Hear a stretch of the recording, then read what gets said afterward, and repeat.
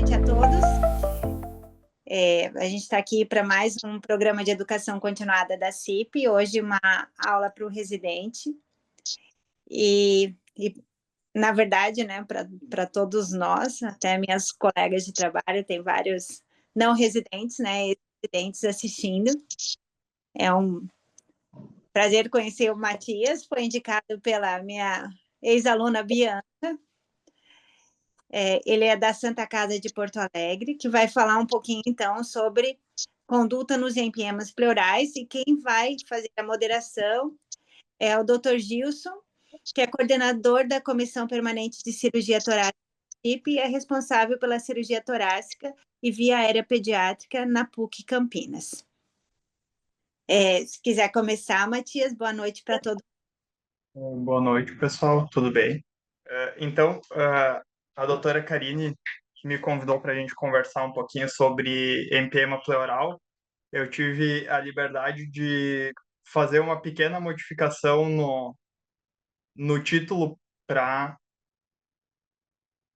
derrames parapneumônicos, né? Derrame pleural parapneumônico, que talvez seja a forma mais abrangente da gente conseguir definir todo esse espectro do qual o empema faz parte e conseguir discutir como ele acontece, como manejar e como tratar da melhor maneira possível esses derrames pleurais. Para a gente começar definindo, né, quando a gente vai falar de alguma coisa, é importante isso. O derrame pleural parapneumônico, ele é toda aquela formação de líquido de derrame pleural que acontece num contexto de um processo inflamatório ou infeccioso, que na maioria das vezes é bacteriano, mas eventualmente pode ser desencadeado por doenças virais do parênquima pulmonar, por micobactérias e até mesmo por processos infecciosos abdominais, né, abscessos especialmente subfrênicos que podem causar inflamação da pleura e causar o derrame pleural por um mecanismo praticamente idêntico ao mecanismo que a pneumonia causa o derrame pleural. Na patogênese dele, tudo vai começar pela pleurite, que é o processo inflamatório da pleura visceral, secundário à pneumonia, secundário ao processo inflamatório do parênquima pulmonar. Essa pleurite vai progredir para a formação do derrame pleural propriamente dito, e esse derrame, se a gente não fizer nenhuma intervenção, vai evoluir em fases. Inicialmente, a exudativa, passando por uma fase fibrino-purulenta, onde o empema propriamente dito vai estar colocado, e se nenhuma intervenção for feita, esse derrame ele vai se transformar num derrame dito organizado. O que acontece durante essas fases? Na fase exudativa, o principal mecanismo que a gente tem é o aumento da permeabilidade vascular dos capilares da pleura visceral, que vão permitir a passagem do líquido do plasma para o espaço pleural. E o espaço pleural, que era virtual, vai passar a ser ocupado por líquido causado por esse processo inflamatório. Nessa fase, se a gente for analisar o líquido, a gente ainda vai ter pH e glicose normais e uma celularidade baixa. A gente pode até encontrar alguns leucócitos, mas geralmente num número não muito grande. E esse é aquele dito derrame pleural não complicado, ou derrame pleural simples. Na fase fibrino-purulenta, a característica que marca ela é a invasão do espaço pleural pelas bactérias. E isso sim vai aumentar muito a celularidade, vai causar migração de neutrófilos ali. Então, se a gente analisar o líquido, a gente vai ter já uma celularidade alta e com predomínio dos neutrófilos. E aí o pH e a glicose vão começar a ficar cada vez mais baixos, né? A transição da fase exudativa para fibrino-purulenta, às vezes tem valores de pH e de glicose intermediários ali, na fase fibrino-purulenta bem estabelecida, geralmente eles são baixos, e um DHL progressivamente elevado conforme a progressão da doença. Esse é o que a gente vai chamar de derrame pleural complicado, derrame fibrino purulento. E se nada for feito, ele vai progredir para a fase de organização, onde a gente já vai ter fibroblastos se proliferando nas pleuras, e aí a gente vai ter um espessamento da pleura, tanto da pleura visceral quanto da pleura parietal, formando uma carapaça no pulmão, uma espécie de pio, como se fosse o pio que a gente vê na gastrosquise, a gente vai ter isso nas pleuras, e o espaço pleural que era virtual, ele vai passar a ser um espaço que existe, porque tu vai ter o encarceramento do parênquima pulmonar, o pulmão não vai expandir de maneira adequada, isso vai causar uma doença com restrição do parênquima, se a gente for fazer a avaliação funcional, que a gente vai encontrar uma doença restritiva.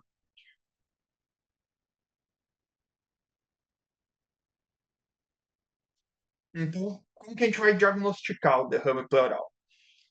Esse diagnóstico sempre vai sair de uma suspeita clínica. E quando suspeitar de derrame pleural, paciente que tem pneumonia e a essa pneumonia ele tem associado ou achados de história clínica, que é desconforto ventilatório persistente ou progressivo, febre persistente, prostração, especialmente a dor pleurítica. Paciente que tem dor pleurítica é um forte candidato a ter derrame pleural, né? A estar com derrame pleural. E isso quando a gente fala de febre persistente, prostração, desconforto, né? Paciente que inicialmente recebeu o tratamento e mesmo com um tratamento adequado para pneumonia, recebendo antibiótico, persiste com um desconforto progressivamente pior, ou sem nenhuma melhora, uma febre que não melhora, a gente tem que desconfiar do derrame, que esse paciente tenha derrame pleural associado. De exame físico, a gente pode encontrar a redução do murmúrio vesicular e a maciez da percussão, e de sintomas sistêmicos do paciente que vai ter redução do apetite, pode ter dor abdominal pela irritação diafragmática e, eventualmente, até um ilhodinâmico, tanto pela irritação peritoneal que faz ali por essa inflamação, que assim como os abscessos subdiafragmáticos podem causar derrame pleural, o peritônio também pode ser irritado através do diafragma pelos processos inflamatórios da pleura, né? Então, eu costumo, às vezes, brincar que a distensão abdominal, a dor abdominal, o ilho da criança é como a dor de cabeça do adulto. Assim, o adulto não tá bem, não tá legal, tô com dor de cabeça. A criança tem muito, muito isso, não tô com apetite, não tá conseguindo comer. Então, redução de apetite, inapetência, distensão abdominal nos pacientes com quadro respiratório são sinais de atenção para a gente. E aí, tendo essa suspeita clínica, a gente vai partir para abordagem com imagem. E a abordagem por imagem, a gente tem três métodos básicos, assim, que é a radiografia, o ultrassom ou a tomo. A radiografia vai ser o nosso primeiro exame, é um exame de triagem, onde a gente pode ter um sinal sugestivo de derrame pleural. Esse aqui é um raio-x que está bem bonito, digamos assim, de um derrame pleural livre, que faz o sinal do menisco aqui. E às vezes a gente vai ter derrames maiores, né, com comprometimento maior do hemitórax. A ultrassonografia seria o melhor exame para avaliar de maneira fidedigna o derrame pleural, porque nela a gente consegue definir se é um derrame livre, se é um derrame septado, se realmente é derrame ou se o que a gente está vendo no raio-x e achando que é derrame é tudo consolidação. Às vezes a gente tem um raio-x com um hemitórax inteiro velado, a gente acredita que seja derrame pleural, faz o ultrassom, não tem líquido, é só consolidação, uma pneumonia que pega o pulmão inteiro de um lado. E a tomografia, ela se equipara ao ultrassom na avaliação do derrame pleural, só que ela tem a desvantagem de precisar de contraste, contraste radiação ionizante, e não fornecer informações adicionais, informações que tu não possa obter com o ultrassom. tomografia sem contraste para avaliação de derrame pleural, ela é muito ruim. Então, é um exame que, se tu faz, tu submete o paciente a uma radiação desnecessária e inútil, digamos assim. E se tu tem ultrassom, que é um exame não invasivo, que não precisa de sedação, não precisa de contraste, não tem radiação, e te fornece informações tão boas quanto, ou até melhores, porque vários estudos já falam que o ultrassom é superior na avaliação do derrame pleural, acredito que não tenha por que a gente usar a tomografia de rotina. Então, diagnóstico, raio-x é a triagem, ultrassonografia é o que vai definir as características do derrame pleural propriamente ditas. E aí, falando um pouquinho da evolução do derrame pleural, então, na fase exudativa, geralmente a gente vai encontrar um líquido que é citrino, ou enfim, um líquido claro, e que na análise dele a gente vai ter leucócito, DHL, proteínas baixos e a glicose normal. Na imagem, na ultrassonografia, o que a gente vai ver é um derrame livre ou fluido, né, como alguns radiologistas descrevem. Então, o raio-x que a gente colocou antes, que é um derrame bem clássico aqui para ver no raio-x, e às vezes derrames um pouco mais significativos, né, velando mais da metade, às vezes mais do que 3/4 do hemitórax. Eu trouxe essa imagem do ultrassom, que é uma imagem até do serviço que a gente tem, para chamar a atenção de como é importante a gente sempre olhar as medidas que o ultrassonografista faz também. E às vezes a gente mesmo repetiu o ultrassom para avaliar. Porque aqui essa medida tem a cúpula diafragmática aqui, e aqui está fazendo uma medida de pleura parietal a pleura parietal na cúpula diafragmática. E não é essa medida que a gente acha para definir o tamanho, que a gente quer para definir o tamanho do derrame pleural. Porque às vezes com o paciente sentado, semi-sentado, a gente até acumula um pouco de líquido aqui, mas que é uma quantidade muito pequena e que não é uma medida fidedigna. Então, nessa imagem aqui, sim, a gente tem uma medida mais real do que é o derrame pleural, que é a medida da pleura parietal à pleura visceral. Tem que medir da parede até o parênquima. E esse aqui era um derrame bem volumoso, né? 5 centímetros de derrame, com uma atelectasia praticamente completa do pulmão desse lado. Na fase fibrino-purulenta, esse líquido já vai ficando mais seroso, mais turvo, ou francamente purulento, que é o empiema propriamente dito. Na análise, a gente já vai ter aumento da celularidade, DHL, proteína alta e a glicose caindo. Na imagem, os dois achados na imagem do ultrassom que a gente pode ter, ou é de um derrame com septos, com loculações, ou aquela imagem que a gente vê que é um líquido mais espesso. Essa imagem aqui é de um derrame multiloculado, né, com várias loculações, então aqui a gente vê um tecido mais denso, mais esbranquiçado, e aqui um derrame mais fluido, mais livre. Às vezes a gente não vê essas loculações, mas a gente vê um líquido que é mais denso, que não é exatamente anecoico, que nessas bolhas aqui, que ele é um pouco mais uma imagem granular, assim, que é mais pro cinza do que pro preto. Quando a gente vê essa imagem no ultrassom, é bem sugestivo de que o conteúdo que tu vai ter nesse derrame é de empiema franco, de pus franca.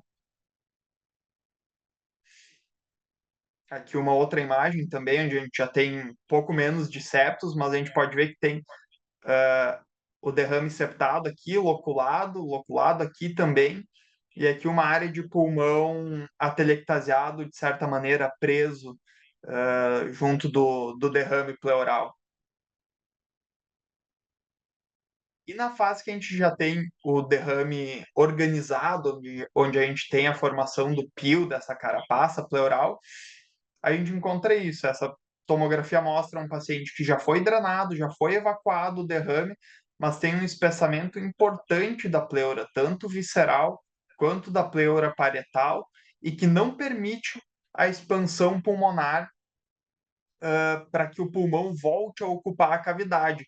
Então, apesar de não ter mais líquido, não ter mais derrame aqui, a gente passa a ter um espaço real na pleura.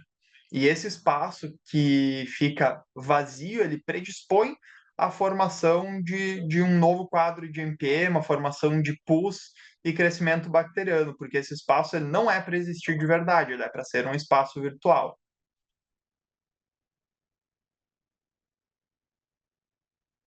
Então, a evolução ao longo do tempo, o que que a gente observa? Que conforme o derrame evolui, sem nenhuma intervenção, a gente tem uma queda dos níveis de glicose e pH, um aumento do DHL.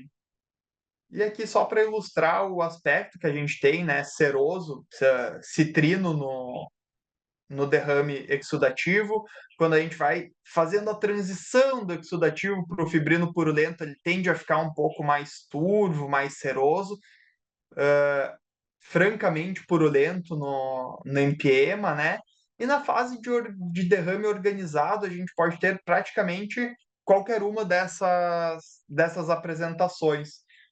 Porque às vezes já foi tanto tempo de tratamento, o antibiótico até resolveu a infecção, não tem mais pus franco, mas tu tem líquido com aquela carapaça ali ao redor do pulmão. Então a gente pode encontrar qualquer uma dessas coisas.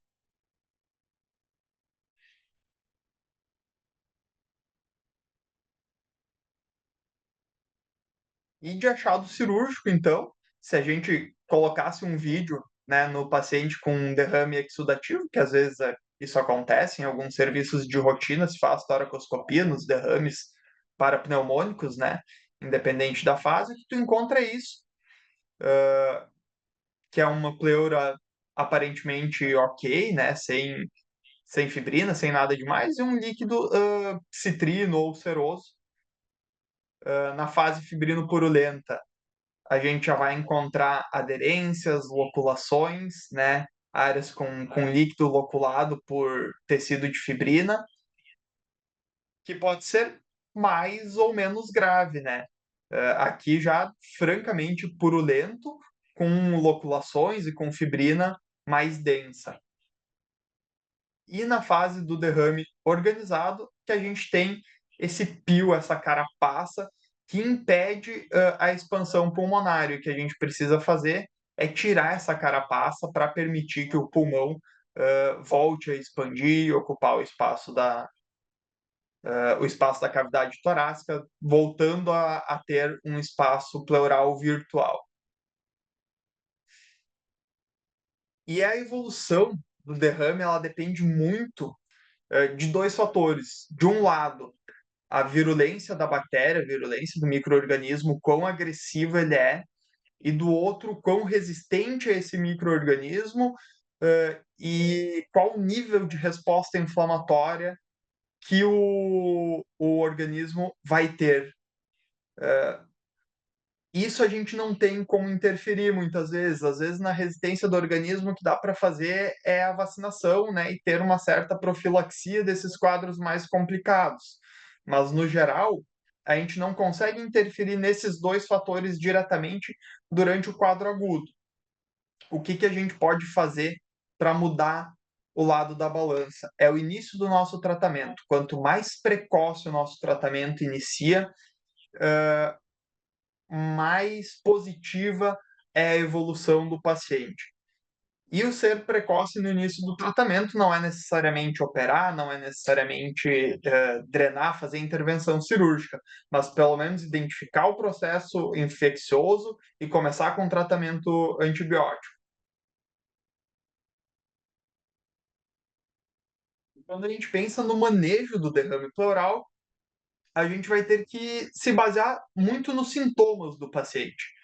Nem todo derrame pleural vai precisar ser drenado, nem todo derrame pleural vai precisar de intervenção, mas isso vai depender do quadro clínico do paciente. E os sintomas que mais nos chamam a atenção para a gente saber que precisa intervir num derrame pleural é o paciente que está sem aceitar dieta, o paciente que está taquipneico ou progressivamente disfuncionado, apesar do tratamento da pneumonia, e o paciente que, tratando a pneumonia, tem um aumento da demanda dele de oxigênio suplementar. Às vezes o paciente chega, não precisa de oxigênio, passou um dia, 2 dias, ele foi para óculos nasal e já está em máscara não reinalante, e aí está em alto fluxo, faz o exame e vê que ele tem derrame pleural. Bom, esse, às vezes, com um derrame não tão grande, é o candidato à intervenção, porque eles podem ter um parênquima tão doente já, que um derrame, mesmo moderado,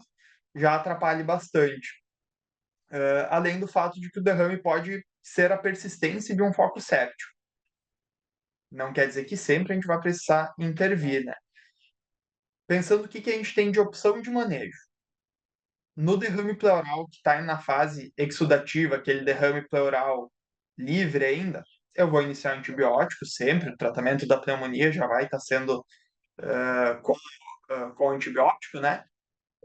E aí vou avaliar como está o paciente. Se o paciente estiver bem, clinicamente bem, melhorando, evoluindo bem, com melhora da curva térmica, diminuindo demanda de oxigênio, mesmo em ar ambiente, sem esforço ventilatório, e com um derrame menor do que um quarto do hemitórax, ou menor do que 2 centímetros, menor do que 1 centímetro, sendo bem, a regra mais estrita seria menor do que 1 centímetro de derrame medido no eco, menor do que um quarto do hemitórax, e evoluindo bem, eu posso manter só com antibiótico, sem fazer nenhum tipo de intervenção nesse derrame pleural.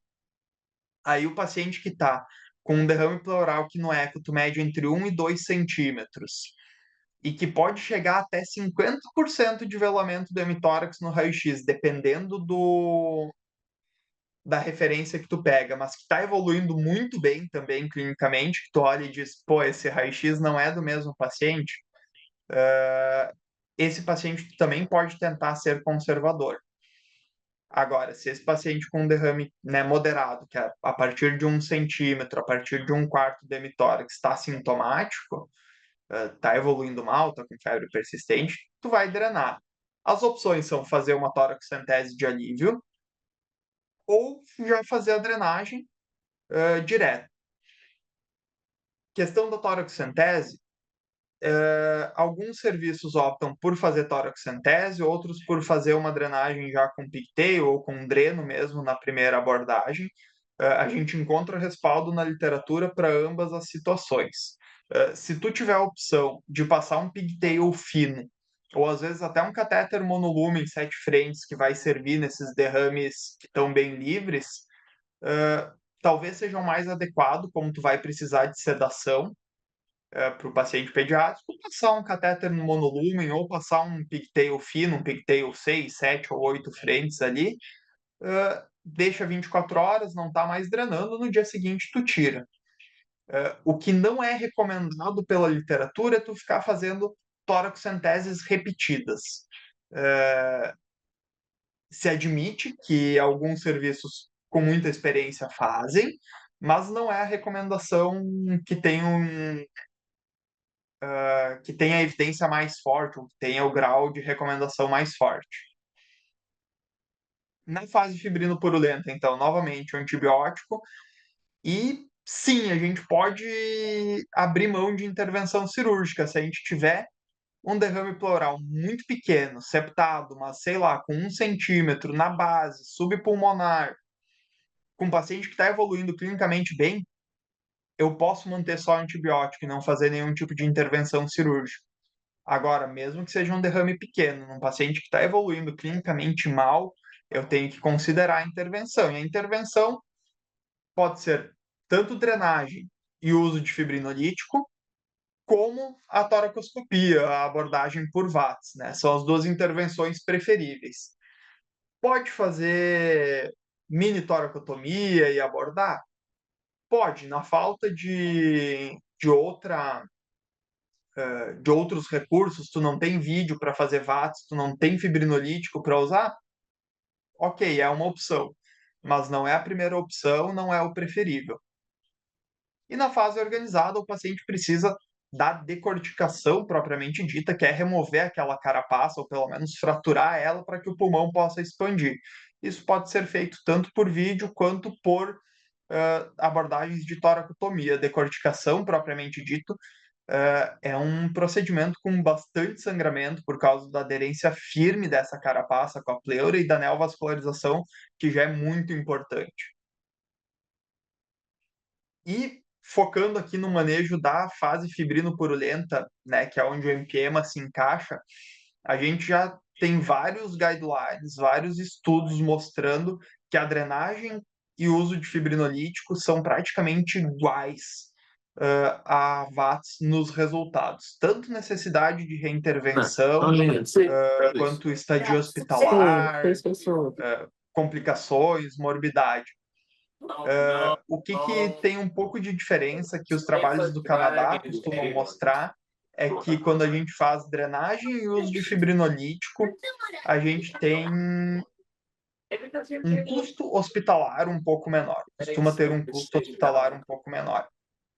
Aqui no serviço, o que a gente costuma adotar quando a gente faz drenagem e fibrinolítico é o uso do dreno pigtail, que a gente passa guiado por ecografia, então faz uma drenagem percutânea do espaço pleural e a instilação de alteplase depois.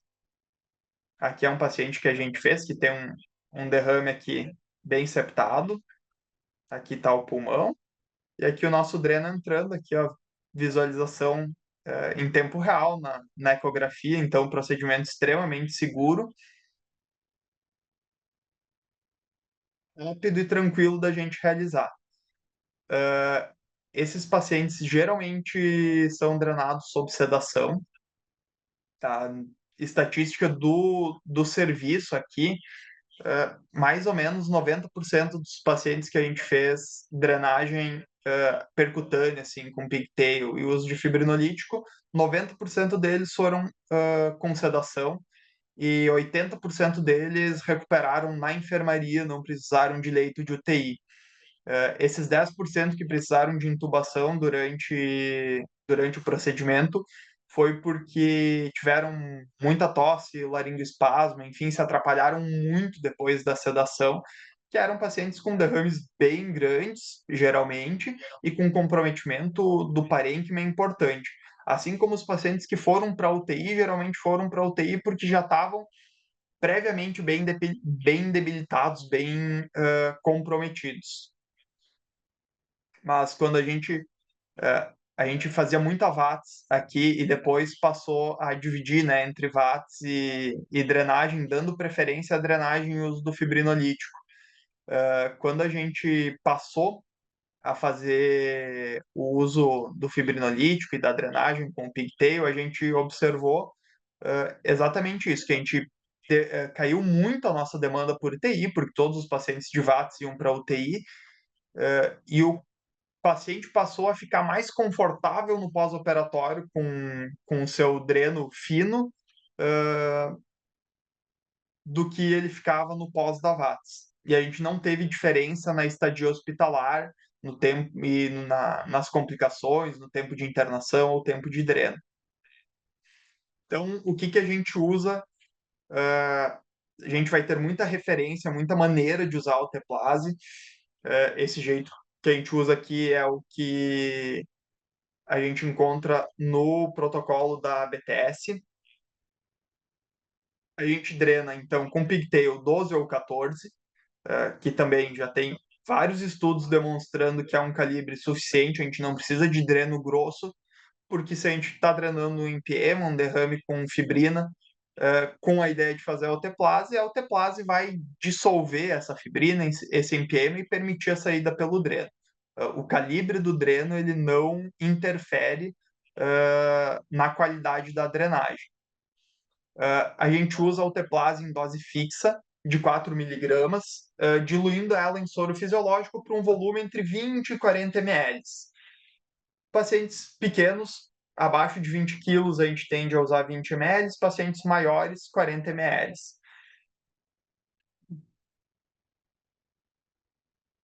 Outra opção do uso de alteplase é usar 0,1 miligrama por quilo, até a dose máxima de 3 miligramas, e aí fazer doses de 12 em 12 horas. Né? São as duas apresentações que a gente encontra as duas opções de dose que a gente encontra no UpToDate. e a gente faz a aplicação intrapleural e depois 1 hora de dreno fechado, então abre o dreno. Se o paciente tem qualquer descompensação após a aplicação, tem piora clínica, nessa abertura do dreno, ela é antecipada. E, classicamente, a indicação dos protocolos são 3 doses de 24 em 24 horas, cada dose. Uma dose no dia zero, ali no PO imediato do dreno, a gente faz em sala ainda. E uma dose com 24, outra com 48 horas da drenagem, dando as 3 doses em 2 dias. Então, muitas vezes a gente consegue no terceiro dia já tirar o dreno. Mas o que a gente está tentando fazer cada vez mais é a avaliação com ultrassom beira-leito para definir a necessidade de doses adicionais. Às vezes, tu faz uma dose, o paciente está na fase já fibrino-purulenta, mas bem inicial, desfaz todos aqueles septos, drena tudo, tem uma expansão pulmonar completa, não tem derrame residual. Nesse caso, não tem porque tu manter o paciente com dreno por mais tempo e fazer novas aplicações de alteplase que não trarão benefício, já que, né, o quadro está resolvido. Isso implica tanto em tempo de internação quanto em custo, né? Porque a alteplase é uma medicação cara, então se a gente puder racionalizar e fazer as doses apenas que são necessárias, melhor. Os efeitos adversos da alteplase. O paciente pode ter febre por causa da aplicação da medicação. Agora, o mais comum é desconforto, né? Ter dor ou desconforto durante a aplicação. Geralmente, como que a gente consegue melhorar isso? Não usar soro gelado, né? Tentar usar o soro morno ou aquecido até uns 30, 35 graus, pelo menos. Fazer instilação um pouco mais lenta, não ser tão rápido na instilação da medicação. E sempre que possível, fornecer uma analgesia ali imediatamente antes, se o paciente estiver em UTI, talvez até uma sedação. Há algumas referências também que falam em instilar bupivacaína no espaço pleural imediatamente antes da alteplase, para tentar fazer uma anestesia local ali da pleura e melhorar esse desconforto. Sangramento pleural é comum, mas não costuma ser importante, não costuma ter repercussão, né, no paciente, no sentido de queda de hemoglobina. E a anafilaxia é algo descrito mais com o uso de uroquinase e streptoquinase. Com a alteplase, a gente já não tem não costuma ter esses casos de anafilaxia. Seria algo muito, muito, muito raro. E a contraindicação, única contraindicação formal ao uso do fibrinolítico é uma fístula broncopleural estabelecida. Que, inclusive, isso é uma coisa que nos faz interromper o tratamento, né? Se a gente começou a alteplase, fez a primeira dose, né, não borbulhava o dreno, o paciente estava bem, fez a segunda dose, às vezes no terceiro dia a gente chega lá para fazer a terceira dose de alteplase e vê o dreno borbulhando, opa, aí a gente interrompe, não segue com a aplicação. E se o paciente estiver borbulhando já na drenagem, aí também a gente não costuma fazer a alteplase.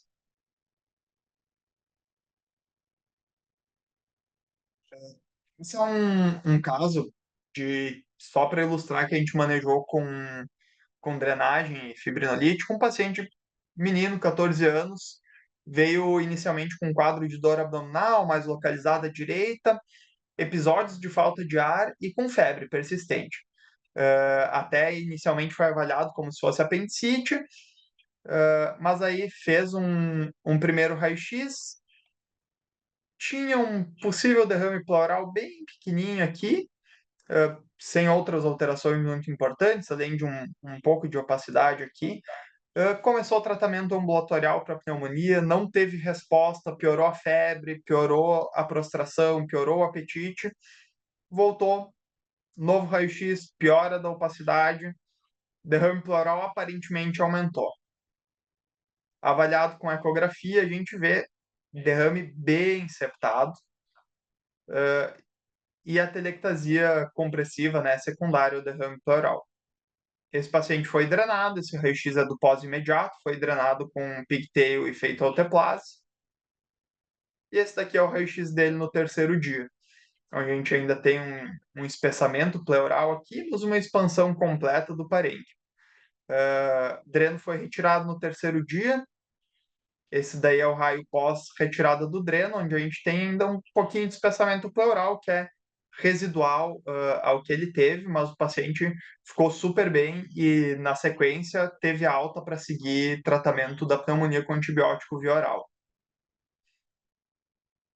Quando que a gente opta aqui, de preferência, pela VATS? Quando o paciente tem fístula broncopleural estabelecida, quando o paciente tem hidropneumotórax, a gente prefere fazer a VATS, porque aí a gente consegue fazer a higiene da cavidade, fazer a liberação do parênquima, permitindo a sua expansão. Então, aqui é um caso que a gente fez que tinha já evidência de fístula broncopleural, porque ele tinha vários focos gasosos no meio do derrame. Inicialmente, a gente entra com a ótica e com a própria ótica, a gente faz a liberação inicial do parênquima para ter espaço para uma segunda incisão.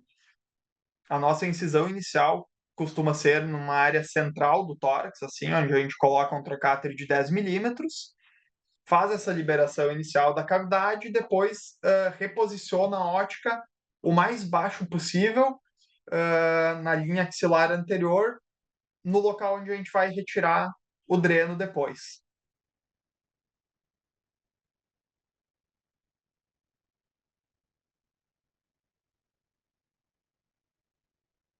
O nosso objetivo na VATS é esse, fazer uma higiene máxima da cavidade, não é ótima, não é 100%, a gente não precisa tirar absolutamente toda a fibrina que está na cavidade, mas precisa tirar fibrina, o máximo de fibrina possível, e permitir a liberação de todo o parênquima pulmonar, liberar todas essas aderências do parênquima com a pleura parietal, né, com a parede, lembrando de liberar a face diafragmática, que é um lugar que acumula bastante fibrina, né? Às vezes o pulmão fica grudado no diafragma. E lembrando de liberar as fissuras também, porque se fica cheio de fibrina nas fissuras, isso também impede uma expansão pulmonar adequada. A face mediastinal geralmente é o lugar mais tranquilo, assim, que a gente tem as aderências menos firmes, e a face ali subpulmonar, diafragmática, é um lugar que costuma acumular bastante fibrina. Então aqui, ó, tu vê que a cisura está liberada, terminando de liberar o ápice.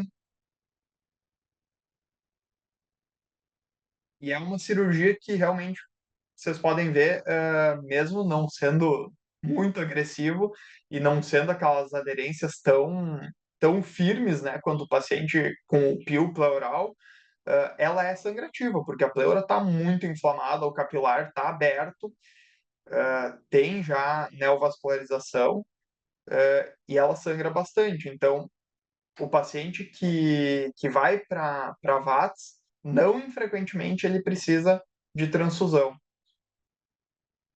Aqui é a face mais perto do diafragma, né? Bastante fibrina.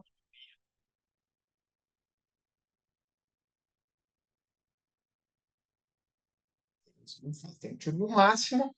ah, não vai ficar perfeito, não vai ficar como uma pleura que não tinha processo infeccioso, né? E tentar não se prolongar mais do que o necessário nesse procedimento. Aqui eu cortei o vídeo e acelerei, mas o vídeo inteiro do procedimento, do momento que a gente entrou na cavidade até o momento que a gente posiciona o dreno, deu 35 minutos. Então, se a gente puder abreviar o procedimento para não ter muito sangramento, não esfriar o paciente, né, não ter coagulopatia, o objetivo é limpar a cavidade, permitir a expansão pulmonar, deixar o dreno bem posicionado, o mais rápido possível, mas fazendo com cautela.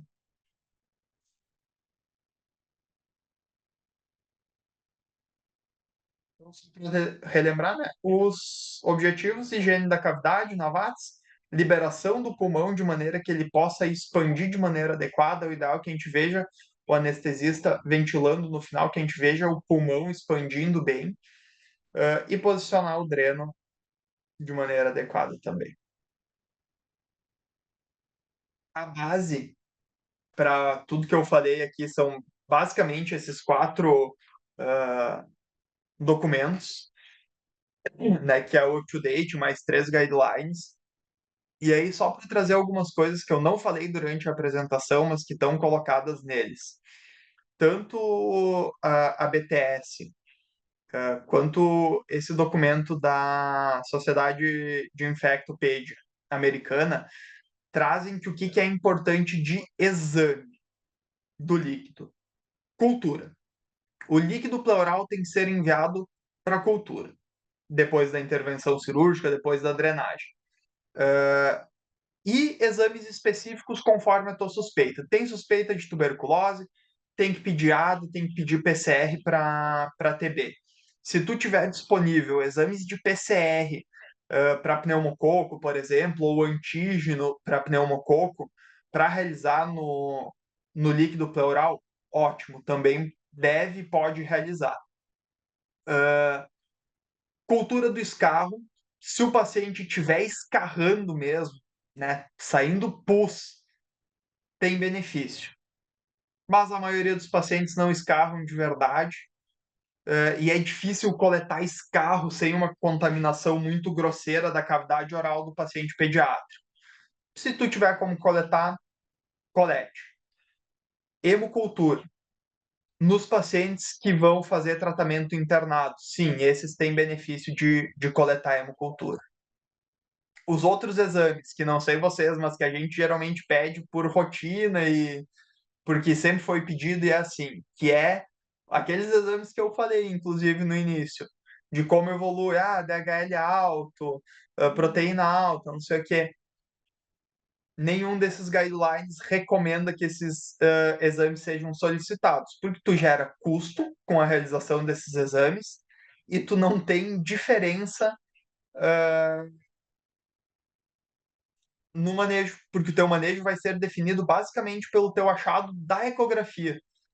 Então, lembrando que eu falei lá que a ecografia era o melhor exame, a ecografia geralmente é o exame que guia o tratamento do derrame pleural para pneumonia, porque ela que vai te dizer se tu tem um derrame simples, se tu tem um derrame complicado, se ele está volumoso, se ele está pequeno, e geralmente é baseado nessas informações da ecografia associado às informações de clínica do paciente, de como ele está evoluindo, que tu vai tomar as tuas decisões, e não na análise do líquido.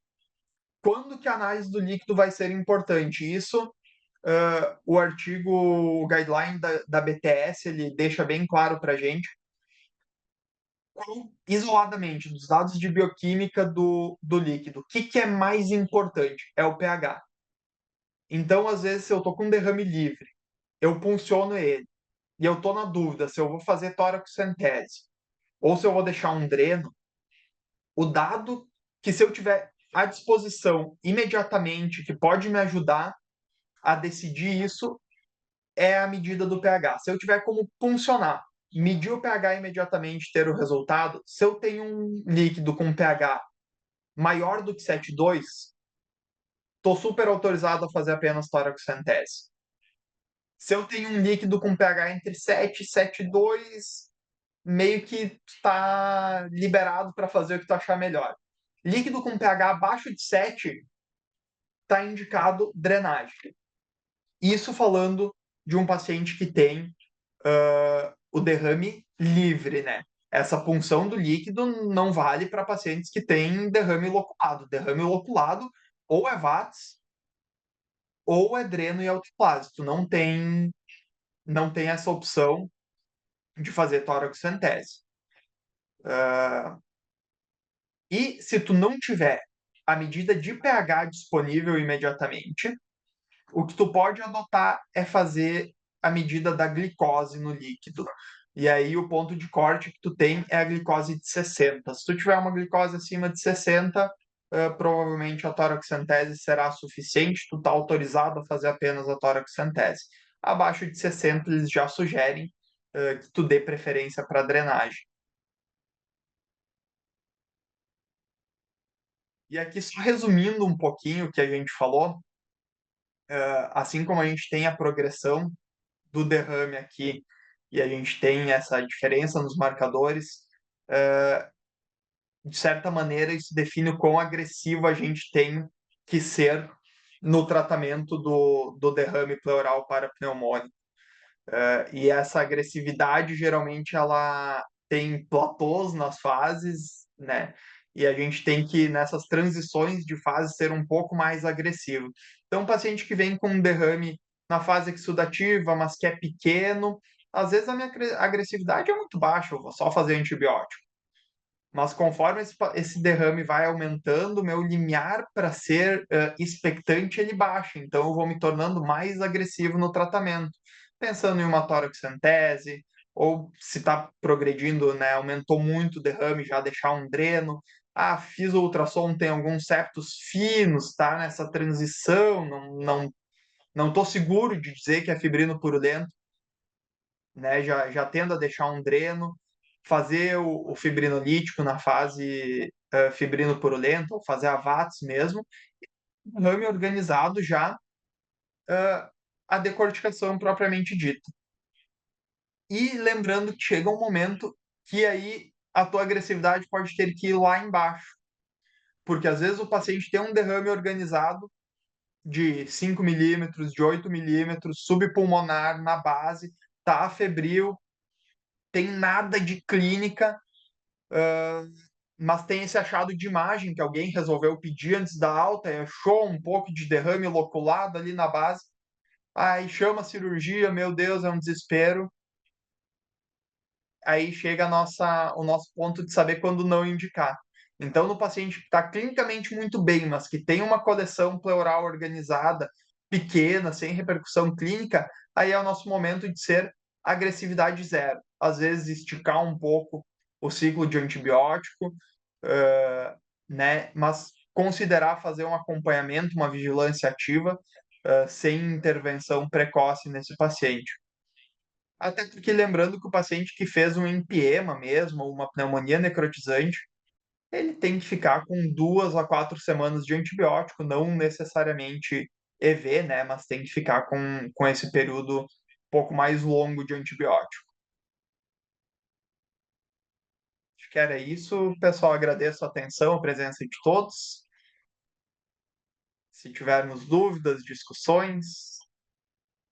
Gilson, vou chamar você para comentar e participar um pouquinho ali da aula do Matias. Obrigada, Matias. Boa noite para todo mundo. Karine, obrigado pelo convite. Uma honra estar aqui com vocês. Agradeço ao Fábio também. Matias, prazer em revê-lo, né? A gente se encontrou nos últimos congressos e, assim, aula completa, Matias. Parabéns, muito clara, bem didática, né? Eu só ia comentar. Porque a gente tem visto nesses últimos tempos, assim, nos últimos anos, quando na minha época de residente, quando tinha um derrame pleural parapneumônico, era uma coisa rara, era assim, era um excepcional, né? E o que que aconteceu? O que que a gente tem notado a partir do momento que a gente passou a se dedicar mais ao tórax, de 10 anos para cá, a gente tem notado uma mudança nos perfis das pneumonias. A gente quase não via derrame pleural e eram aquelas pneumonias intersticiais ou pneumonias lobares, mas sem derrame. De 2015 para cá, aumentaram as incidências dos derrames e também das necroses pulmonar, né? A gente tem visto muita necrose. E nesse primeiro período pré-Covid, o que que a gente via? Era necrose com derrame em crianças saudáveis de nível socioeconômico mais elevado. E a Covid parece que redemocratizou isso daí. Agora todo mundo tem, não importa mais a classe. Eu não sei se essa era a observação que vocês tinham também, né? Então, assim, Outra coisa que a gente tem visto com muita associação, Matias, é a associação das necroses, né? Que quando você fala em necrose na UTI pediátrica é um alvoroço, os pediatras ficam assim apavorados, tudo. E se vai fazer cirurgia, se não vai fazer cirurgia. Então, é uma coisa que a gente tem visto com bastante frequência. É muito interessante, o que eu gostei de uma coisa que você pontuou, assim, você não tentou enfatizar que um tratamento é melhor que o outro, se você faz a drenagem ou se você faz a toracoscopia, porque depende muito de cada serviço também, né, da disponibilidade que cada serviço tem. Agora, no Criança 2025, alguns colegas comentaram que no hospital deles é proibido a alteplase, pelo custo para um hospital de menor recurso, mas eles permitem a toracoscopia, por exemplo, né? Agora, na nossa experiência, depois que a gente começou a usar a Teplase, realmente o resultado é muito bom. Então, eu queria perguntar para você, porque também foi uma dúvida lá no Criança, a posição que vocês fazem em ultrassom. Vocês fazem sempre com a criança deitada, vocês põem a criança sentada para comparar. Como é que vocês fazem isso na rotina de vocês? A gente tenta fazer tanto deitada quanto sentada ou semi-sentada. Quando a gente faz em sala, às vezes já com a criança sedada, a gente tenta pelo menos fazer um dorso bem, pelo menos 45 graus na cama, para conseguir avaliar das duas maneiras, porque às vezes com a criança deitada, né, num derrame livre, tu acaba diminuindo a lâmina de líquido, mas espalhando ele no tórax. Então é importante isso, deslizar o transdutor em todo o tórax para ver não só a espessura do derrame, mas também a extensão, né? Às vezes um derrame de 2 centímetros que ocupa o hemitórax inteiro, né? Tu mede até no ápice, é muito mais grave de repercussão para o paciente do que um derrame de 4, 5 centímetros, mas que é só ali na base, loculado, né? Mas a gente tenta fazer das duas maneiras, tanto a avaliação com o paciente deitado quanto semi-sentado. E aí, nos derrames livres, quando a gente vai drenar, né, com o pigtail, a gente tenta deixar ele semi-sentado justamente para acumular o máximo de derrame pleural ali na base e a gente ter um espaço de segurança bom até o parênquima pulmonar, né? Já falando sobre os protocolos que eu trouxe antes, a BTS recomenda que tu faça a drenagem quando tu faz com pigtail que usa a técnica de Seldinger, e não o pigtail que usa o trocáter, que é o pigtail que a gente usa aqui no hospital, é esse que usa a técnica de trocáter. Ele vem uma lança dentro dele, a gente entra com o pigtail inteiro e depois tira essa lança e termina de colocar o dreno. Isso é menos seguro do que Seldinger, mas é o pigtail que a gente tem disponível aqui. Né? A gente também não usa pigtail sempre, faz um ano que a gente começou a usar pigtail de rotina. Antes a gente fazia VATS de rotina e aí a gente, por questão de demanda, justamente pelo aumento muito grande dos casos de necrose, às vezes tinha um dia a gente tinha 3 VATS para colocar em sala. E aí uma VATS em sala demorava muito mais, né, do que passar um pigtail e fazer o fibrinolítico. E a gente acabou indo fazendo mais pigtail e fibrinolítico pela demanda muito alta. Muito paciente com pneumonia com derrame. E aí a gente se convenceu, ok, funciona bem. E a questão da alteplase, do custo que tu falou, Gilson, o que nos ajuda é que o hospital tem time de catéter e eles usam a alteplase para fazer desobstrução de catéter. Então, o hospital, como faz para todo o complexo, a Santa Casa tem uma farmácia que fraciona a alteplase para usar no complexo inteiro, que são mais 6 hospitais, além do nosso que é pediátrico. Eles fracionam a alteplase numa concentração de 1 miligrama por ml, em seringas de 2 ml, e vai para ultracongelamento essa alteplase. Então, ela tem uma validade de até 30 dias nessa seringa fracionada. Então, a gente usa 2 seringas fracionadas para dar os 4 miligramas, né? Vem 2 miligramas em cada seringa e a gente faz a diluição e aplica. Então, o fato de ter a alteplase fracionada reduziu muito o custo. porque a gente baixa a necessidade de UTI, baixa o tempo de sala cirúrgica, né? E isso acaba, né, o tempo que o paciente fica em ventilação, que várias vezes o paciente da VATS acaba indo em ventilação para UTI. Então, isso, de certa maneira, nos deu uma tolerância com o custo que a gente tinha a mais do pigtail ali. Uhum. As duas considerações que eu queria pontuar seria que a gente tem visto muito a associação do derrame com as pneumonias, com as necroses pulmonares, né? Muito. É uma coisa que a gente tem que ficar atento. A gente, no começo, acho que a gente acabou operando muita necrose, até por não saber lidar direito com quando começou essa explosão das necroses, né? E outra coisa que está me chamando muito a atenção, quando você tem as fístulas broncopleurais, muitas vezes a criança está no bom estado geral, só que essa criança acaba evoluindo, né? Que a gente deixa as pleurastomias. Eu sei que está um pouquinho além do derrame, mas é uma coisa Uhum. que a gente tem que pontuar, o cirurgião tem que estar atento a isso. São as crianças que estão evoluindo para uma fibrose dessa pleura.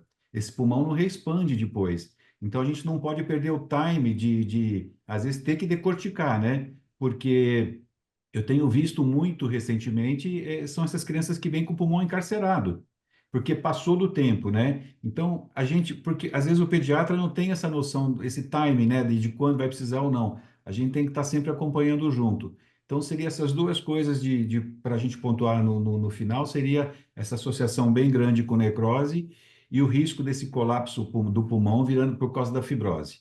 Parabéns mais uma E vez, Matias. Excelente, viu? Um abração. muito obrigado. Matias, Oi, aqui tem umas perguntas no chat. deixa eu Drenagem ver. sempre usa o pigtail e a coleta de material para a cultura da criança em uso de antibiótico. 3, 5, 7 dias de antibiótico. Aqui no serviço a gente sempre usa o pigtail porque a gente tem disponibilidade e a gente acredita que fique mais confortável para o paciente e a gente faz, né, com sedação, o paciente geralmente recupera no andar, depois super tranquilo. Então, por ter disponibilidade, a gente usa o pigtail. Mas tu pode fazer a drenagem com um dreno de tórax normal e usar o fibrinolítico por ali. Questão da cultura, mesmo, né, que a criança esteja usando antibiótico, a gente manda o líquido para a cultura, porque se tiver identificação do micro-organismo, ajuda. Quanto mais tempo de antibiótico a criança já está usando previamente, menores as chances de ter uma cultura positiva. E isso a gente sabe, é definido, mas a recomendação mesmo assim é mandar para a cultura. E aqui alguém falou que só tem alteplase de 50, né? Não a de 10. Realmente, a saída, se tu tem quando só tem alteplase de 50, se tu tem um volume alto no mês, seria conseguir fazer esse fracionamento, né? E talvez usar esse um frasco de alteplase para o mês inteiro. E aí talvez colocar na mão do gestor que o frasco de alteplase vai custar, se eu não me engano, 50 miligramas, deve ser por volta de uns R$ 2.000. Mas o que é R$ 2.000 para tratar várias crianças com pneumonia, né? Com um frasco de 50 miligramas, tu trata, se tu fizer as 3 doses, pelo menos 3, 4 crianças. O custo de UTI e tudo mais, será que não é muito maior? Se tu conseguir mostrar isso para o gestor, talvez ele abra a mão de certa maneira na relação do fibrinolítico. Sobre o dreno mais calibroso para watts, confesso que sim, a gente acaba usando o dreno um pouco mais calibroso na watts, porque a gente já está com um orifício maior ali do trocáter, mas a gente tem se policiado para ser cada vez menos agressivo no dreno que a gente usa na watts, e ao invés de usar o dreno 26, 28 numa criança grande, a gente tem tendido mais a usar um dreno 20, geralmente 20, 22, mas realmente, em teoria, não precisaria, né? Só que como na VATS às vezes fica resto de fibrina e a gente não vai fazer fibrinolítico nesse paciente, aí eu acho que às vezes demanda realmente um dreno um pouquinho mais calibroso. Obstrução do pigtail, eventualmente a gente tem, e a gente lida com isso lavando o pigtail, como a gente deixa uma torneirinha, 3 vias ali, uma dânula, a gente consegue lavar, e às vezes a enfermagem mesmo faz a lavagem do dreno no andar, quando a gente prescreve, ou na UTI. Inclusive, até, Gilson, tu falou de pleurostomia, a gente teve alguns pacientes que romperam necrose depois da drenagem, estavam com pigtail ainda, e uns 2 ou 3 tiveram alta com o pigtail funcionando como se fosse uma pleurostomia. O pulmão ficou expandido, mas ficou escapando ar e escapando um pouco de secreção purulenta. A gente manteve o pigtail aberto num saquinho coletor e tirou desses pacientes numa média de 2, 3 semanas, como se fosse uma pleurostomia. E aí, para evitar obstrução, a própria família foi lavando o dreno em casa, lavava uma vez por dia com 5, 10 ml de soro só para não obstruir. E só mais uma curiosidade, Matias. Se você, ao fazer a drenagem, alguma coisa, você vê aquela secreção acastanhada, vem fibrina junto, mas tem secreção acastanhada, tem loculação. Essa secreção acastanhada podendo sugerir uma necrose. Mesmo assim, vocês usam alteplase ou se vocês têm a suspeita da necrose, vocês não usam alteplase? Se não tiver escape aéreo no dreno, Pode usar, vocês usam, né? no momento da drenagem a gente usa, Tá. né? Mas se no dia seguinte, às vezes a gente vai ver, tem aquela secreção que parece de necrose, aí a gente avalia, faz um raio-x, faz um eco beira-leito, o pulmão está expandido, não parece ter derrame residual importante, aí a gente acaba interrompendo e não faz doses adicionais de alteplase nesse caso. Uhum. E você sabe que vários colegas lá no Criança, eles estavam comentando que, até por essas dificuldades financeiras, eles estavam se policiando em tentar não fazer as 3 doses da Alteplase, né? E eles falaram, a grande maioria falou que está tendo muito bom resultado com apenas 2 doses. Porque, Uhum. assim, virou protocolo, faz 3 doses. Mas o que eles estavam vendo é que às vezes nem é necessário, né? Vocês têm percebido isso aí também, não? Sim. Às vezes uma dose resolve, porque às vezes Já a gente tem resolve, né? paciente que a gente Uhum, faz só a dose da sala e no dia seguinte a gente vai olhar, putz, o dreno tá borbulhando, né? Tá escapando ar. Mas aí a gente faz um raio-x, o parênquima tá todo expandido. Passa o eco, não tem derrame. Sem nenhuma outra dose, dá às vezes 24, 48 horas, o dreno para de borbulhar, a gente tira o pigtail, fica tudo certo e o paciente evolui super bem. uhum. Perfeito. Eu acho que sim, eu acho que essa avaliação do paciente entre uma dose e outra, especialmente com o ultrassom no beira-leito, ela vai ser cada vez mais importante para diminuir o tempo de dreno, né, encurtar o tratamento, encurtar a estadia hospitalar e reduzir o custo mesmo. Uhum. Vamos ver. Aqui, boa noite, excelente aula. Existe algum limite de volume para tirar de uma vez do paciente na drenagem, principalmente para evitar edema de reexpansão? Pois é, formalmente não existe. Sinal clínico que eu sempre aprendi de boca com os meus chefes mais velhos, especialmente da torácica. O paciente começou a tossir, se atrapalhar, dar uma fechadinha no dreno e espera um pouco para abrir de novo, para drenar devagar. Geralmente é esse o limiar assim de quanto tirar de uma vez só. É o paciente que começou a tossir, começou a se atrapalhar um pouquinho, né? É porque tu já tirou líquido suficiente. Aí fecha, espera um pouquinho, tira o resto. Mas não tem nada assim de referência de volume que tu possa tirar de uma vez só. Pelo menos não encontrei nada. Mas já que a gente citou volume, só para trazer um dado desses protocolos ali, o IDS, a Sociedade Americana de Infecto, coloca para retirada do dreno, né, drenagem de 1 ml quilo em 24 horas, drenagens menores do que isso. Às vezes aqui a gente usa, dependendo do tamanho do paciente, 5 a 10 ml em 24 horas e ok, tira o dreno, eles ficam bem. Então, talvez a gente não precise ser tão rigoroso, né, com a drenagem tão baixa. Acho que o mais importante é o aspecto da drenagem, né, na hora de retirar o dreno. Se tiver purulento, se tiver muito turvo, obviamente tu não vai tirar. Mas uma drenagem serosa de 20, 30 ml num paciente de 10, 15, 20 quilos é bem aceitável, né, em 24 horas, para tu considerar fisiológico e tirar esse dreno. E vocês consideram também, vocês também fazem aquele esquema clampeia, dreno 24 horas, ou no caso do pigtail, fecha de 24 horas, ou bateu o olho no mesmo dia, já tira? Como é que vocês fazem essa rotina? Geralmente, drenagem baixa nas últimas 24 horas, pulmão expandido, tira. Ah, a gente não costuma clampear.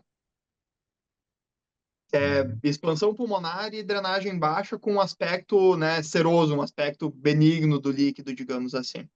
Uhum. Certo. Então, tá bem completo, né, Karine? Acho que foi bem, E bem didático, né? a Ellen, que está aqui também, não tinha visto ela antes. Tudo bem, Ellen? Tudo Alguma bem, pergunta, alguma gostei. colocação? Eu queria falar parabéns para o Matias, uma aula muito boa. Falar oi para o professor Gilson. Oi, Ellen. Tudo já. Eu achei interessante agora sobre a clampar ou não o dreno, né? Aqui a gente tem hábito de clampar e a gente só retira depois da alteplase, depois que tiver um ml por quilo, né, de débito. Que eu acho que os protocolos mais antigos acabavam falando isso, a gente ainda tem por hábito fazer. Nós não tivemos nunca nenhum caso de que refez derrame, nada depois da alteplase, assim. Mas também aqui para o estado de São Paulo, o número de pneumonias acaba sendo menor do que no sul, né? Mas queria falar parabéns para o Matias pela aula, foi excelente. Obrigado. Ellen, vocês não Uh, perceberam esse aumento que a gente percebeu aqui no Sul? Porque eu, claramente, né, aumentou Matias, muito. depois Não, da pandemia, aumentou bastante aqui também. É que o número de pneumonias é mais reduzido para cá, né? Mas comparado ao que nós tínhamos antes da Covid, aumentou bastante. E aumentou também, né, como o professor Gilson falou, das necroses pulmonares. Isso a gente tem visto, não sei se por um diagnóstico tardio ou por falta de vacinas, que geralmente quando a gente vai perguntar, fazer a anamnese, a criança está com o calendário vacinal atrasado e a gente ainda não tem uma relação. Outra coisa também que o Matias falou na aula, de coletar cultura. O que a gente está vendo também, que antigamente falava a maior causa pneumococo, muitas vezes a gente não consegue isolar o germe nessa cultura. Então, aquilo que antigamente a gente sempre falava em aula, que o principal é o agente e tal, é algo que a gente não consegue ver. Então, fica meio às cegas até para a questão de guiar antibiótico depois, né? E aí, algumas crianças acabam evoluindo com um quadro mais arrastado, né? Independente do tratamento do derrame, mas do tratamento da própria pneumonia, né? Parece até, Ellen, A cultura agora, ela que a vai ser. Sociedade de Pediatria lançou uma norma, dependendo se a criança já chega no estado muito grave, eles estão indicando a vancomicina de primeira opção, né? Eu não sei se os infectos de vocês estão dando essa recomendação também, mas aqui em alguns casos aqui da região de Campinas, aqui na nossa região de Americana, já estão entrando com vancomicina na primeira opção, casos graves, né? Mas você falou, a gente tem os colegas da Bahia, eles estão tendo muita necrose de pulmão na Bahia também. É engraçado, a pneumonia era uma doença de inverno, né? E hoje, onde que eu vejo mais é no verão para o outono, né? Então, ficou tudo doido, né? Ficou tudo complicado, né? Parece que a época das E a gente pneumonias se expandiu, né? não tem mais época, né? Não tem Agora, mais época, né? Não tem mais antes época. era naquele começo de Uhum. ano, tinha aquele monte de quadro de pneumonia. Agora, durante o ano todo, a gente está É o tendo ano inteiro. pneumonia. É o ano inteiro. Uhum. Sobre a cultura, acho que é menos de um terço, né, que vem positivo pelo que a gente tem na literatura, é bem baixo. Aqui no Santo Antônio, no hospital, o pessoal da Pneumo tem um projeto de pesquisa para identificação de pneumococo. Então, por causa desse projeto, eles estão com um teste rápido, que é o Binax, para identificação do antígeno do pneumococo. Então, eles fazem esse teste com o líquido pleural, e aí a gente tem um sucesso um pouco maior na identificação, e está vendo muito paciente vacinado com identificação de pneumococo no líquido e com quadro grave, né? Mas pelo teste do antígeno ali, essa identificação. E aí, geralmente, quando tem identificação do pneumococo pelo teste do antígeno, tem se mantido os pacientes mesmo em pneumonias necrotizantes, às vezes, ou, né, com derrame, que estão evoluindo bem, tem se mantido ou se descalonado o antibiótico para ampicilina ou ampicilina sulbactam. E aí até agilizando, às vezes, a alta desse paciente, que pode fazer uma transição mais fácil para o via oral, né? Aqui O, o Décio está fazendo uma pergunta aqui interessante. Como Isso. você se orienta com os laudos online da radiologia? Descrito derrame volumosos e você não considera, ou seja, conflitos, né? Eu tenho que a tomografia superdimensiona derrame, né? A tomografia para... Quantas vezes a gente já entrou em cirurgia? Nossa, que a tomografia... A hora que você vai ver, caramba, não é nada daquilo, né? Aí acho que todo mundo pensa assim, né? Sim. Esse problema, né, dos laudos online geralmente é com a tomografia. E que, né, o hospital tem tomografia, não tem radiologista presencial para fazer um ultrassom, então faz a tomografia, ela é laudada à distância. Às vezes tu olha a imagem e vê que é um derrame pequeno, mas o radiologista laudou como moderado ou como grande. Muitas vezes a tomografia sem contraste, que já atrapalha para ver o derrame pleural, não te permite avaliar direito se tem septação ou não. Então, um exame que, particularmente, eu não gosto de tomografia para avaliação de rotina do derrame pleural. Acho que ela é para casos muito pontuais, né, das pneumonias complicadas. Se tem uma tomografia com esses dados, se não tem radiologista disponível, eu, particularmente, costumo pegar o ultrassom e passar no paciente e fazer a minha avaliação. Se eu discordar, eu registro no prontuário que foi feito o ultrassom, o que eu vi, a minha impressão clínica do paciente, e não indico o procedimento se eu achar que não tem indicação, independente do que ele laudou na tomografia, né, nesse exame que ele laudou à distância. Eu acho que a gente tem que focar, né, no que o paciente precisa. E, infelizmente, isso às vezes vai causar um conflito, né? E, legalmente pode causar conflitos até, né, se o paciente tiver alguma complicação, mas aí o que nos cabe é tentar registrar com uma riqueza de detalhes e explicar por que que tu não interviu. Explicar que, tem uma tomografia laudada com derrame volumoso, apesar disso, realizada a ecografia, tem uma lâmina pequena, o paciente está clinicamente bem, no momento não tem indicação de intervenção, mas a gente vai seguir acompanhando. O Karine, ficaria até uma sugestão, eu acho que assim, para essa parte educacional que vocês estão criando na sociedade, assim, a gente isso que o Matias tocou está sendo muito interessante. A gente está tendo muito conflito com a radiologia. É radiologia dando diagnóstico de apendicite, que não é apendicite. Só que, Uhum. assim, a grande maioria, por exemplo, eu consigo ver muito bem uma tomografia de tórax, mas no abdômen ainda o abdômen é muito mais complexo. Talvez ficasse até essa sugestão da gente tentar fazer que nem você fez hoje, uma aula para radiologia, porque a gente também tem que se defender, né? Porque, assim, às vezes você vai fazer um procedimento que a radiologia está falando que tem, e você muitas vezes quebra a cara. E para o radiologista não acontece nada, mas para você vai acontecer, né? E a gente está tendo casos, por exemplo, desculpe até extrapolar, mas assim, de apendicites que não são apendicites, tomografia, ultrassom de apendicite, né?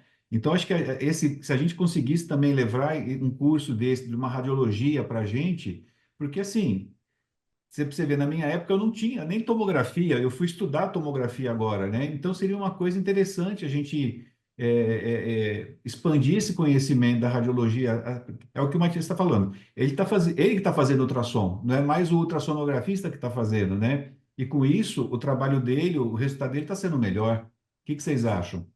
Não, acho uma boa. Agora mesmo no Criança, no Congresso de Urologia Adulto, teve o Marcos Machado que deu uma aula, ele falou que um dos focos do Congresso na urologia pediátrica vai ser um curso de ultrassom.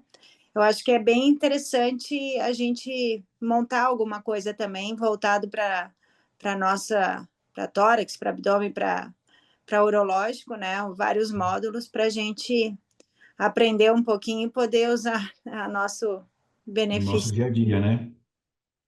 O Décio e a Cristina falaram ali do ultrassom, né? Eu acho que assim, mesmo que tu não tenha muito domínio, o ultrassom pulmonar, propriamente dito, para avaliação do parênquima, dizer, é consolidação, é atelectasia, tem bronco, isso é difícil. Mas o ultrassom do espaço pleural, eu acho que a gente consegue pegar um pouco mais rápido. Então, assim, se tu tem ultrassom disponível, tu vai drenar, tu vai fazer uma VATS, tu tá com um paciente com um derrame pleural na tua mão e tu tem ultrassom disponível no teu bloco cirúrgico, pega e passa no tórax, olha, porque tu vai vendo as características. Tu vai fazer uma VATS, perfeito, porque tu vai fazer o ultrassom, tu vai ver a imagem do ultrassom e depois tu vai entrar ali no tórax e vai ver o que tem ali dentro. Então, tu vai criando essas associações, e se tu procurar, tem muito artigo sobre ultrassom torácico, tem aulas, né, no YouTube de ultrassom torácico ali, então consegue pegar pelo menos um pouco essa questão da avaliação do espaço pleural, da avaliação do derrame. Que às vezes aqui, mesmo sendo um hospital exclusivamente pediátrico, a gente tem ultrassom que é feito ultrassom torácico, médio derrame, um derrame grande, mas tu vai ver lá a medida, é uma medida subpulmonar, feita na base, assim, bem na cúpula diafragmática, medindo da parede até a cúpula diafragmática, né, que não nos serve como referência. A gente olha isso na imagem do sistema e já sabe, pô, esse ultrassom não serve de referência para mim. Eu vou ter que ir lá e repetir para olhar e, né, ou pedir um novo exame, mas enfim, não é esse aí, não está adequado. Muito bom. Alguma coisa Do mais? Óculos também, né? Que Point of Care que a gente faz, ele é um curso rápido, num dia, no máximo 2. Ele te dá uma janela boa também da questão de manusear ultrassom para ver coisas de urgência mesmo. Derrame pleural, derrame pericárdio, FAST, conceitos básicos mesmo. Não precisa ser um radiologista para entender de ultrassom, mas é algo que soma muito na sua prática clínica depois, né? A gente brinca aqui ainda falando assim que o ultrassom está entrando no exame físico, né? Que você Uhum. termina de fazer ultrassom e você termina de fazer o exame físico, passa um ultrassom para ter certeza. Porque ele soma muito e é fácil de manusear. Então, como o Matias disse, pega e começa a passar. Aqui a gente, para poder ver enterocolite, a gente falava que tinha uma criança com enterocolite, pegava o ultrassom lá e começava, e viu o que tinha de diferente lá na alça para ver se a vascularização, ver se tinha peristaltismo e assim, lógico, não vai falar como um radiologista, mas você consegue ver que tem diferença, né? E aí fazendo, você acaba tendo uma prática ali naquilo. É importante também, como o Matias falou, uma vez que a gente faz, documentar no prontuário, principalmente se tiver diferença com o da radiologia, porque muitas vezes, como a gente fazendo beira-leito, a gente não consegue emitir um laudo.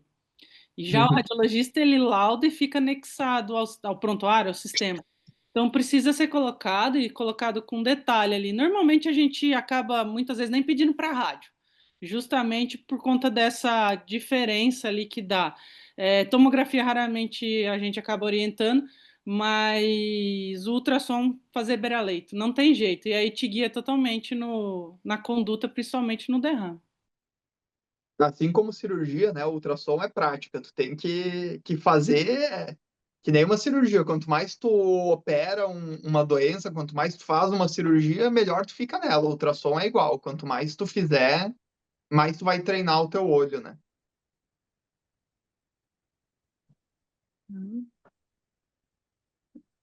Aqui está perguntando se usa transdutor linear. Geralmente nas crianças pequenas eu uso só o linear, porque ele dá uma profundidade suficiente. Pacientes maiores ali, pré-adolescentes, adolescentes ou escolares mais gordinhos, aí tem que acabar usando o convexo, né, para conseguir uma avaliação boa. Mas para puncionar, passar o pigtail guiado, geralmente a gente usa sempre o linear. Teve um paciente no último ano que a gente teve que usar o convexo para passar o pigtail, porque o paciente tinha 12, 13 anos e pesava 140 quilos, e tinha uma camada de tecido adiposo até chegar na parede torácica, que devia ser sem brincar, uns 6, 7 centímetros. Aí o linear não chegava na cavidade pleural de profundidade. Isso também está aumentando, né? A obesidade das crianças, meu Deus. Quando ela chegar de verdade, eu acho que, graças a Deus, já vou estar aposentada. Ai, meu Deus. Então tá, muito obrigada, Matias, pela disponibilidade, Gilson, Ellen. É sempre bom, né? Eu agradeço o convite. Obrigado pelo convite. A gente aceita, sim, né? A sugestão, essas aulas são montadas, né? O cronograma por mim, pelo Fábio, então a gente aceita, sim, sempre sugestões, voluntários para divulgar algum assunto que achem importante, tanto para os alunos quanto para os residentes. Então, é só mandar mensagem que a gente aceita. Falando em divulgar, só para registrar, no hospital, o serviço de cirurgia torácica pediátrica, ele é misto, tem cirurgião pediátrico, tem cirurgião torácico. O Gilson conhece o Cristiano e o Júlio. A gente tem um programa de treinamento em cirurgia torácica pediátrica, né, com duração de 1 ano, que a gente também é misto o ingresso, tanto cirurgião torácico quanto cirurgião pediátrico. Se alguém tiver algum interesse, quiser saber mais, também pode entrar em contato que a gente conversa. Tá ótimo. Então, obrigada, boa noite. Essa aula vai ficar gravada, então, no canal da CIP. Para quem quiser assistir de novo, para quem quiser divulgar, é só entrar lá no canal da CIP. Boa noite. Tchau, tchau. Boa noite, gente. Tchau. Tchau. Boa noite, tchau, tchau.